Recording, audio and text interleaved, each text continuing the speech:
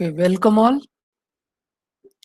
So let's find out the Z parameter for the following two-port network. So one complicated network is provided to us and we have to find out the Z parameter for this network. So I want to represent this network in terms of Z parameters. Okay. Now as you can see here, dependent source is present. So definitely it is not an reciprocal network. Again, I can see that I cannot divide this network into two similar halves because here is voltage source. So definitely it is not an symmetrical network. Okay. Let's find out Z parameter for this network. So first of all, Z11. So Z11 is nothing but V1 upon I1 and condition is I2 equal to 0. So make I2 current as 0 ampere. Make I2 current as 0 ampere. So here also current is 0 ampere. Voltage across 20 ohm is also 0 volt. And from here I1 current is coming. From here 0 ampere current is coming. So in this 10 ohm, I1 current will flow. In this 10 ohm, I1 current will flow. Okay. So Z11 is simple, V1 upon I1. By using the condition, I can just find out the value of Z11. Simple, apply one KVL equation in this loop. Apply one KVL equation in this loop. So what will be KVL equation? So minus to plus. So V1.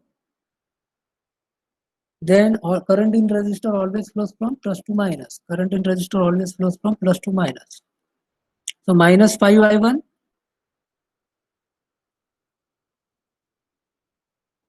minus 10I1 equal to 0.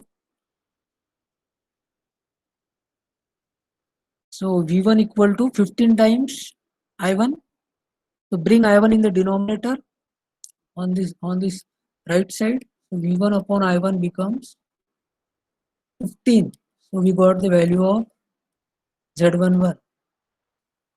This way we got the value of Z11.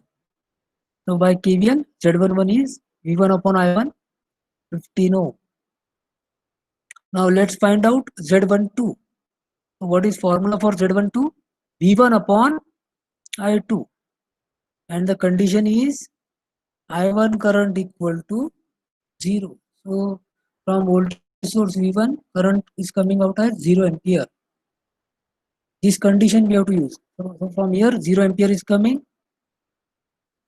So this I2 current will flow in this 10 ohm resistor. From here 0 is coming, from here I2 is coming, and so outgoing current is only I2 current. Okay. Once again apply KVL in this loop. And as my I1 current is 0, the voltage drop across this 5 ohm is 0 volt. Okay, so by KVL equation, V1 minus 0 minus 10I2 equal to 0. So V1 upon I2 equal to 10. So we get the value of Z12. So V1 upon I2 is 10 ohm. So this way we got the value of Z12. Now we have to find out the value of Z21. What is Z21? V2 upon I1. And condition is that I2 current equal to 0. So from here I2 current is 0 ampere, current is 0 ampere, current is 0 ampere, voltage across 20 ohm is 0 volt. And this I1 current will flow in this 10 ohm resistor. Okay. So if I apply KVL here, I will not get anything because I will get the equation in terms of V1 and I1, which is useless because I am interested in V2 upon I2, V2 upon I1. So I must apply KVL in this loop. Then only V2 will come and my I1 current will come. Okay. So what will be KVL equation then? Minus 2 plus, minus 2 plus. So V2. Then this is the source of value 6I1. So minus 6I1 because plus to minus I am going. This is the voltage source, dependent voltage source is there. Voltage across this is 6I1. And as plus to minus is the polarity.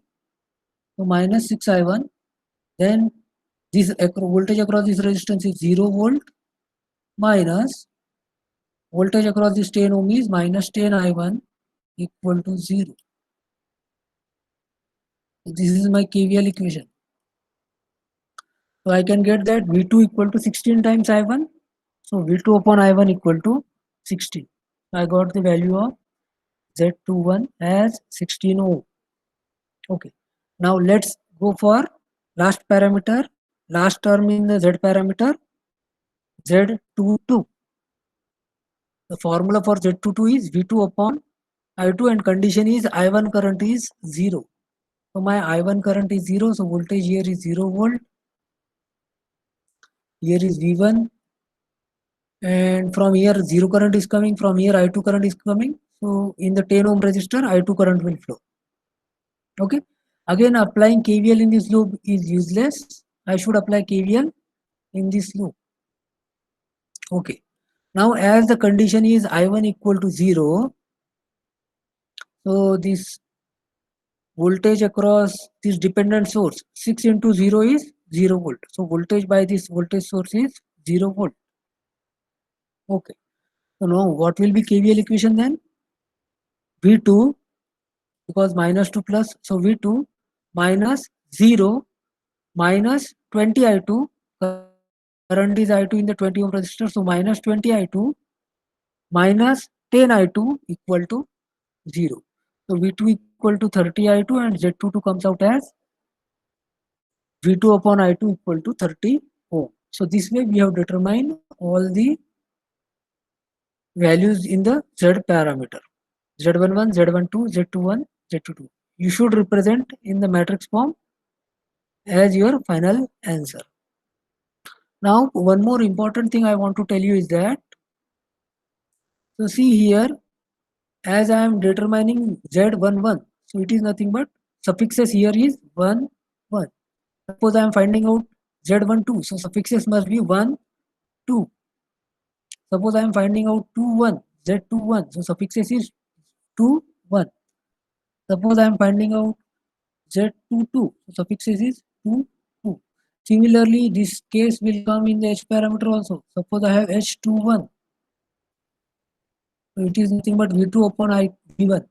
So suffixes are 2 and 1. 2, 1.